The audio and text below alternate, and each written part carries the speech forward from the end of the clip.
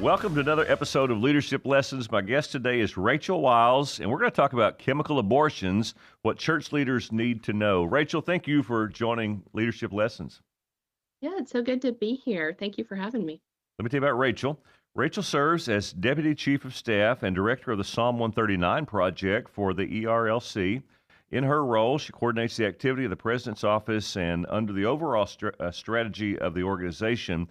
Rachel also oversees the work of placing ultrasound machines and providing training to pregnancy resource centers really everywhere. She has a bachelor's degree in family studies from Union University. Rachel and her husband Brad have been married since 2006 and have a son and a daughter.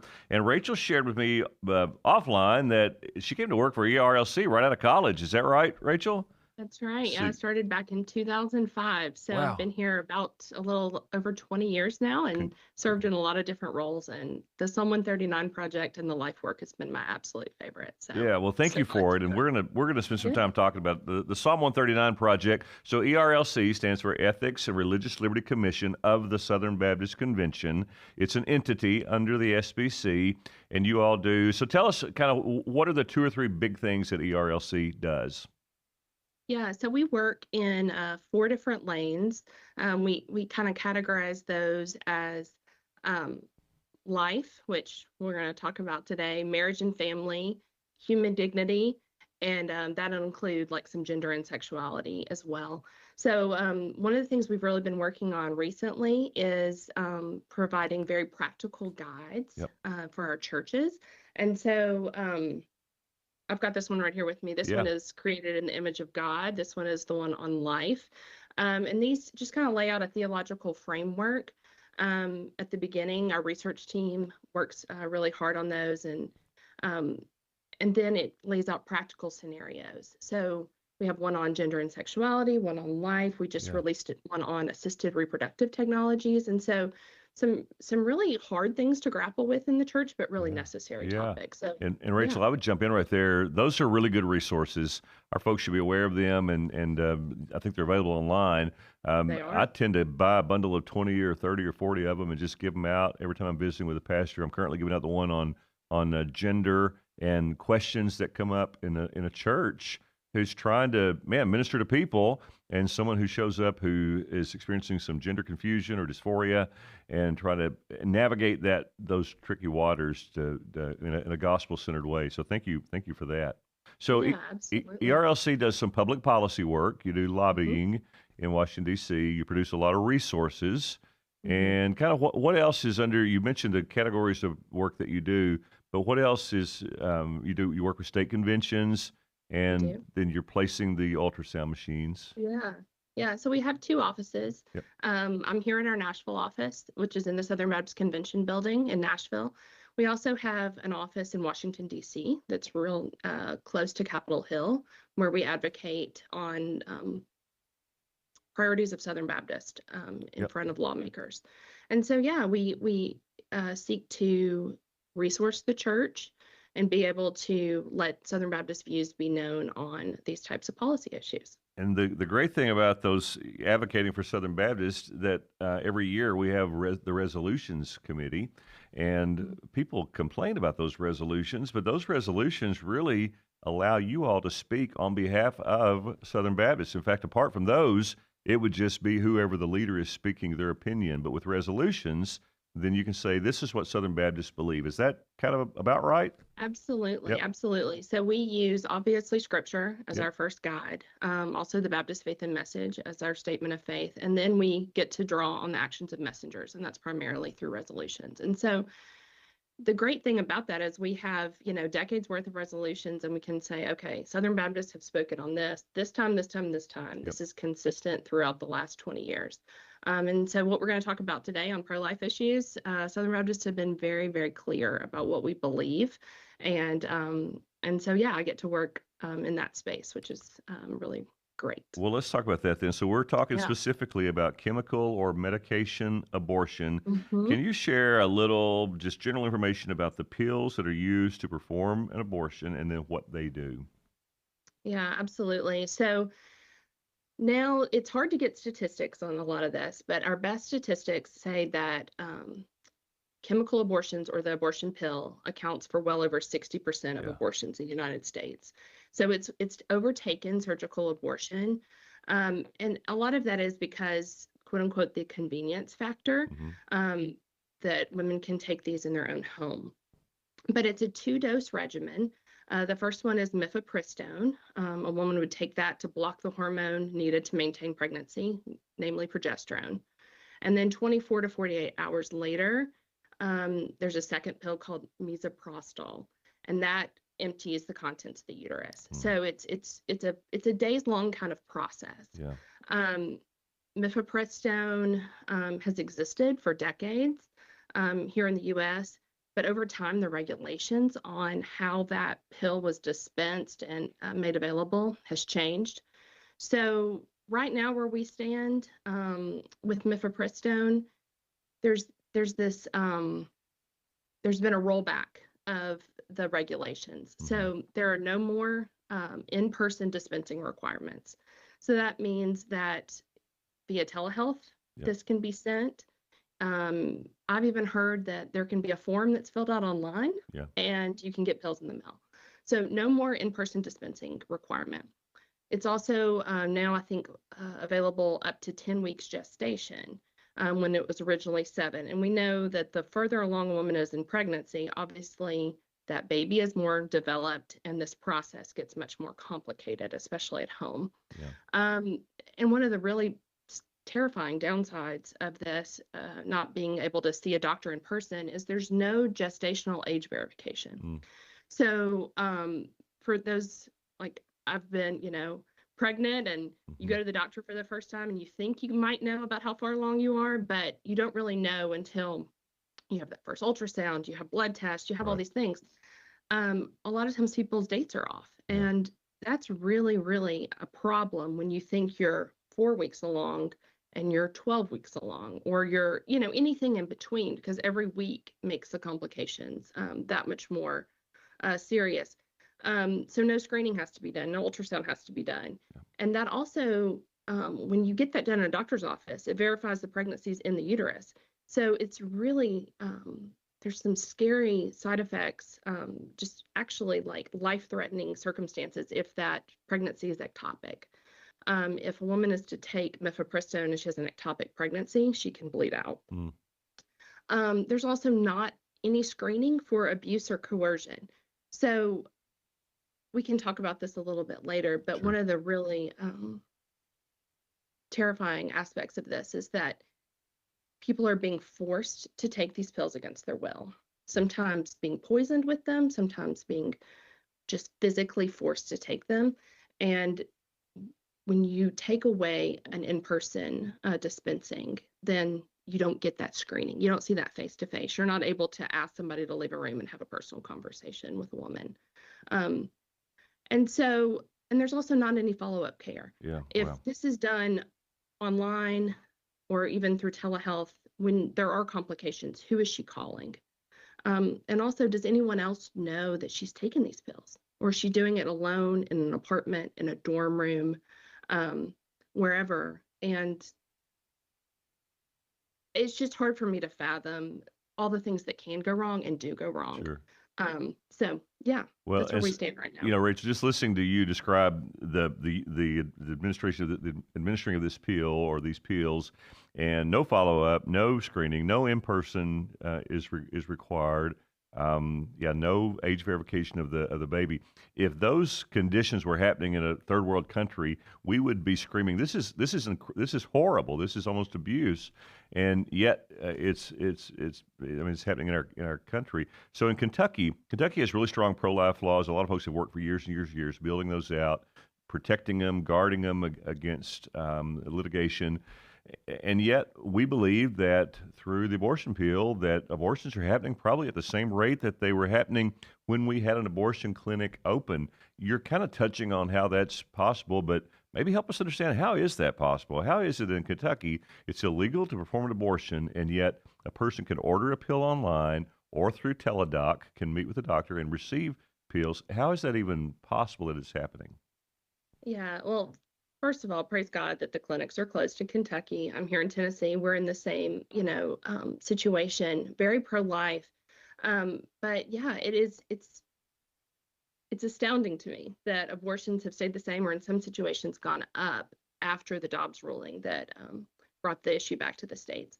And so, yeah, that's happening through telehealth, that's happening through the mail. And it's wild because there are shield laws in places in a lot of these states where they're pro-choice states, and the governor signed some type of shield law that protects those abortionists legally. So there can't be investigations into their practice from out of state, and they can't be extradited. And so that protects them from any legal action from the pro-life states. And so there's a lot of litigation happening right now to try to Yeah. reverse those things. Well, it's happening in Kentucky. Our Attorney General Russell Coleman. So we were having abortion pills advertised at gas stations, at gas pumps. That call this number, dial this number, go online to order this. And I mean, to his credit, our Attorney General Russell Coleman, who is a believer, finally, I think has issued a suit against those companies. But it's a real challenge, and it's just mind-boggling for for believers who care about this issue. What can state legislatures do to protect their borders, really, from abortion pills? Yeah. So at the state level, I mean, we hope that we can oppose and rescind these state level shield laws, which protect these abortionists from the out of state legal action. Hmm. And then keep advocating for pro life laws there in your own state that restrict abortion, but also support women and families. I think the more that we make abortion unthinkable and we support these women and give them, the best opportunity to raise this child, the less likely they're going to be to try to seek these things out. But yeah, it has to be done both at the hearts and minds level, Yeah. the cultural level, and then also with legislation. Absolutely. Rachel, we've seen right here in Kentucky that a couple of years ago we had a constitutional amendment that we voted on that did not pass to protect our pro-life laws in our Constitution. We have good laws; they're still safe. They've not been to the Supreme Court in the state, but that amendment failed, and the reason it failed was because some people started talking about exceptions and the like. How do you help make the case? I'm not talking with the unbelieving world, but from Christian to Christian. How can Christians help make the case for not to take away for the challenges of a mother, an unplanned pregnancy, a single mother, tough financial situation, tough marital or tough boyfriend situation? How do we help change the hearts and minds of people to say all that's true, and yet this is a human being, and we can't just kill this child because of those tough circumstances? How do you handle that personally? What have you tried to do? Yeah, that's a really great question. And I think for those types of questions, I really think the people that know this work best are the people that work in pregnancy resource centers. And I get the opportunity to speak with them about every week through my work here at the ERLC and the Psalm 139 project. But pregnancy resource centers are staffed with people that are trusted counselors Yep. that a lot of times have this could even be their own story. They had an unexpected pregnancy. They Yep. may even have abortion in their past, and they Yep. can speak from the the place of, I so wish I could go back and redo Yep. that. The Lord redeems those stories, though, oftentimes through the work that they're able to do and counsel other women through. But so many resources are available. And pregnancy resource centers provide material assistance, education. They can connect to social services. There's all kinds of resources out there. I don't know that a lot of women, especially when she's in a crisis, that's not where her mind goes. Right. The mind goes to, I gotta fix this. Hmm. I gotta move on. I gotta get my life back to normal. My life is a mess, or whatever it is. And to just kind of slow down, take a deep breath, and go, okay, where do I go from here? And so many pregnancy resource centers have already developed relationships in the community before that woman finds herself there, that hopefully they're a trusted source. And a lot of women who find themselves there are actually churched. Hmm. And I think that's one of the things that we forget about is that um, this is not just an out there in the world problem. This can be an in the church issue as well. And so for churches to be ready with trusted counsel and know Sure. what resources exist in their community, at the very least, that they know what their pregnancy center, who works there, who they can refer people to. Yeah, I would be equipped with that information. Rachel, I'd share this with you. We have a lady here in Louisville named Angela Minter. Angela was a student at KSU, K-State, and I think she'd had 2 abortions by that point and was maybe considering a third, or had one and was considering a second. And some things happened in her life. God intervened through some people that were close to her. She did not have the abortion. She now runs a ministry called Sisters for Life. And we've marched with Angela, Connie, my wife, and I have down when the EMW clinic was open in Louisville, the abortion clinic. She's incredible. Her team is incredible. They will work with ladies to just try to help them say, and they use really plain language. They'll just say, you don't have to kill your baby, and that just begins to get to the heart of that expectant mother to kind of like, yeah, this is a horrible situation I'm in, but this is a baby that I'm carrying. I'm sure you have people like that you get to work with all the time. Yeah, and so many times somebody just needs someone else to be excited for them. Yeah. Like they may not have anybody else that's excited about this Yeah. pregnancy. Well, And they can be in an ultrasound room and say, "Congrats, you're pregnant." Yeah. Not, "Oh no, your life is over, you're pregnant." yeah. Wow. Just that It's incredible. that changes the conversation. Yep. And so yeah, and then they're a safe place to walk with them along that path. So, Rachel, on the federal government side, President Trump does not seem to have shown any interest in stopping chemical abortion. He's not doesn't seem to make that a priority. What can the average Christian in their state do on a federal level? What does the ERLC advise for all of us out across the country to in a federal way? Yeah, so we have this false notion that because Roe was struck down, that the federal fight for life is over, and it's just simply not true. Like we said before, abortion rates have actually increased in some places. So the ERLC has been working on this issue for a while. Back in 2024, we filed an amicus brief with coalition partners before the Supreme Court that dealt with the issue of abortion pills, where our argument was that medication abortion causes significant physical harm to women. Yeah. It psychologically damages women. And unfettered access to this drug will likely increase reproductive coercion and crimes against pregnant women. And then at the end of the day, all human life is valuable and must be protected from the dangers of mifepristone. So like that's still the argument today. Right. Currently at the federal level, there's a drug safety review that's going on with the FDA. It's been very, very slow. There's been several groups that just keep bringing it up, us included. Where are we on this? What are we doing? Ideally, this review would result in pulling the drug from the market, or at the minimum, reinstating those regulations about in-person dispensing, in-person examinations. One thing that they don't have to do right now is they don't even have to report adverse events. So unless a death occurs from mifepristone, it doesn't have to be reported. So we need to get those adverse event reporting back, because you can't say how safe the drug is if no one's reporting when it's not safe. Sure. And the Trump administration should do this through FDA guidance and rulemaking, but Congress could also do it through a legislative process. So there's several different paths, and all of them are being pursued. But yeah, right now it doesn't seem like there's a lot of motivation there. But that doesn't keep us from, That's right. Keep beating that drum. Well, we see the same thing in Kentucky. We don't see. I mean, Kentucky is it's a red state, and we have some good pro-life laws, but we do not see a strong interest in advocating for abortion, opposing abortion right now for our elected leaders, and even with this abortion appeal. You may not know this, and it's okay if you don't. I compare abortion to slavery, chattel slavery. Back in the day, the greatest human rights atrocity of our day. I believe abortion today is the greatest human rights atrocity of our day. And in England, there was a champion, William Wilberforce, fought that battle to his very death, and the entirety of his political life was spent opposing the slave trade and then the practice of slavery.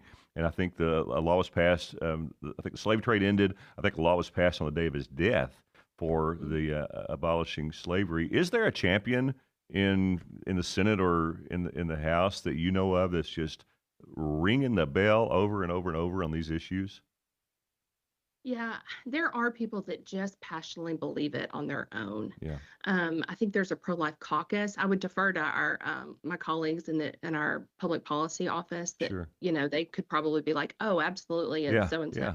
yeah. But there are people that believe it just convictionally. I was up with a group of people around the March for Life, and we brought up some pastors, and we were doing some advocacy with lawmakers. And as you speak to some of them, like this is you know, a convictional issue for Mm-hmm. them, and they're going to push it no matter if it's politically expedient for them or not. Yeah, So they do exist. But a lot of times, you know how politics I do. goes. It's Yep. it's It's do I have the votes? it's the How art is of this going to land compromise. with my constituents It's and all about that kind of stuff? what So can we get done, not what needs to get done. Yeah, yeah, I get that. absolutely. Those people do exist, but I think oftentimes that could be the minority. Well, I have an opinion, and this is a part of our conversation here. I really believe we need personhood laws. I think we have to establish personhood rights for the unborn. I realize that's complicated, and I realize it has some consequences with it that are challenging for a lot of us to try and think through. But if we believe it's a person, then I believe the person should have some rights in the womb, and that's just not. That's kind of the case if there's like a homicide in many states, but it's not really the case in protecting that unborn child. But that's a different conversation. Hey, Rachel, I know one of the passions for you is the Psalm 139 project, and I want to make sure we have Hmm. plenty of time to talk about that. Tell us, what is the Psalm 139 project, and why did it start? And yeah, let's talk about that some. Yeah, so probably the best part of my job is that I get to direct the Psalm 139 project. And so that project places ultrasound machines in pregnancy resource centers across the country, and we've done a couple of international placements as well. So that started in the early 2000s as a way because people were asking us, okay, we can pray for this, we can contact our legislators about pro-life issues, but like, what can we tangibly do? What can Hmm. we do that puts boots on the ground that makes a real difference in saving lives? And so this was started in the early 2000s when we really understood the power of ultrasound technology. Because when a woman sees that life on a Hmm. screen, it changes the Yeah, conversation. It goes from a line on a pregnancy test right. to a heartbeat and a visual. And so it changes things. And so we get to partner with pregnancy centers all over the country.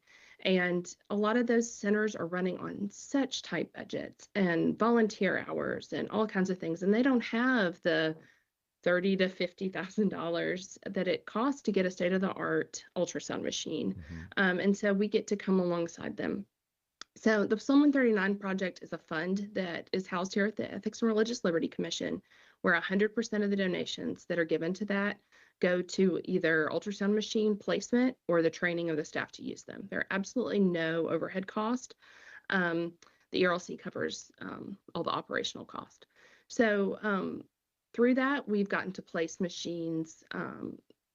We're getting really close to 100 machines that we hope to do Oh this wow. year Oh, that's in the exciting. history of the program.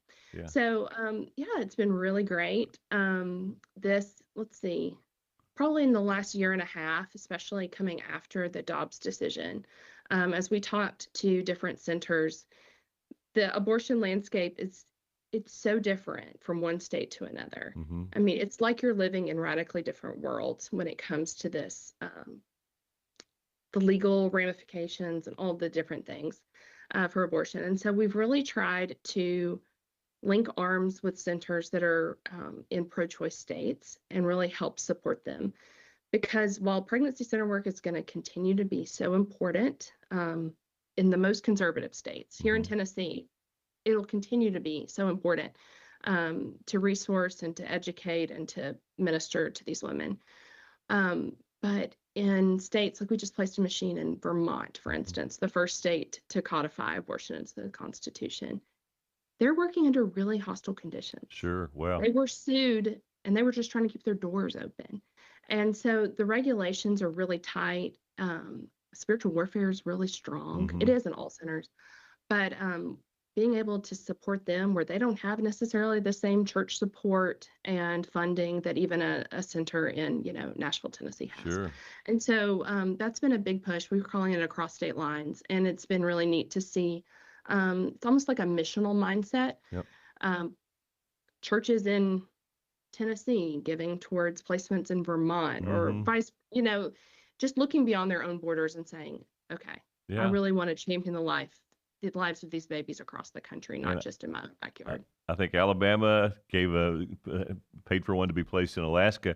So if It did. Kentucky Baptist wanted to place a ultrasound machine, what's the cost for us as a state convention? Like how much would we need to come up with?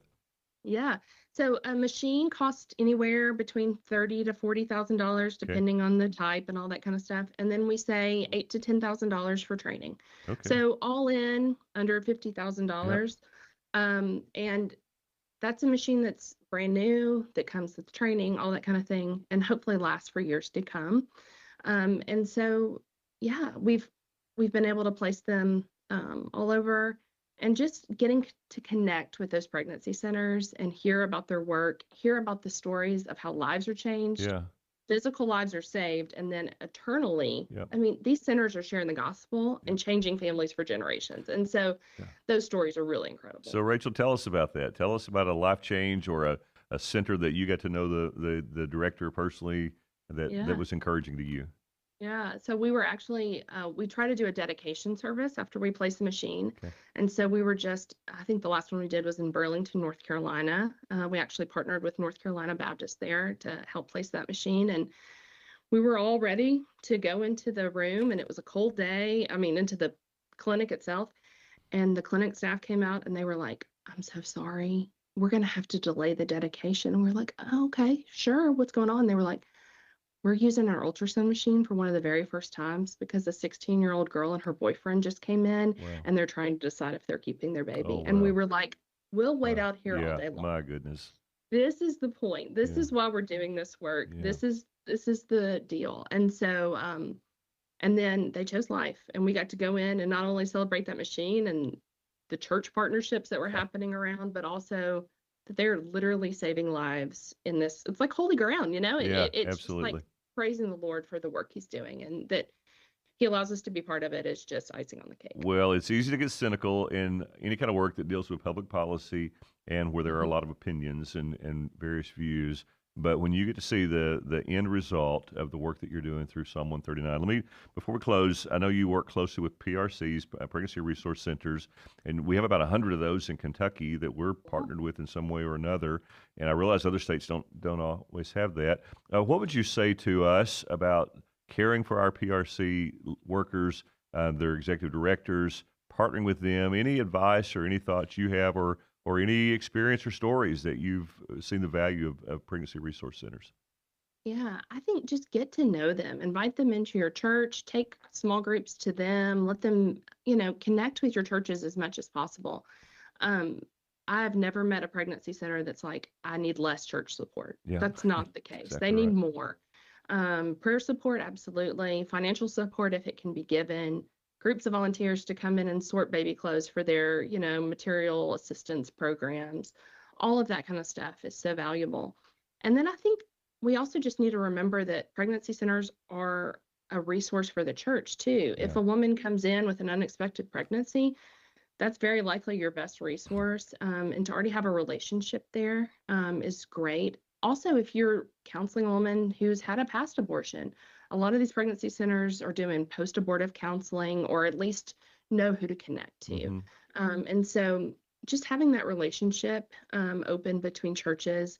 It's one of the things I love about the dedications is we get to bring local church pastors in, and many of them already knew about the center, yeah. but some of them were like, I had no idea this was going on 10 minutes down the street Oh, from that's me. a great And opportunity. so Yeah. it's really great.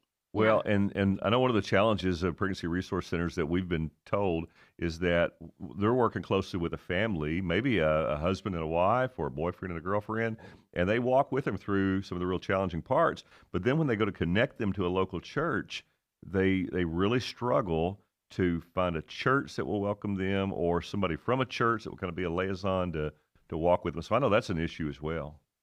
That's right. That's right. And I mean, there's really great ministries that connect the churches, even after the pregnancy center is kind of past, you know, they've made the decision to parent, they're walking them through, but like long-term discipleship, what does that look like? And so having those connections is phenomenal, to just integrate them into the life of the church. Rachel, thank you for the work that you do for the ERLC, that you do for Southern Baptist, you do for all of us. Thank you for your leadership in the Psalm 139 project and the impact that you all are having really across the country. And thank you for this discussion. Thank you for joining Leadership Lessons. I really appreciate it. Thank you so much for having me. Thanks for listening to Leadership Lessons.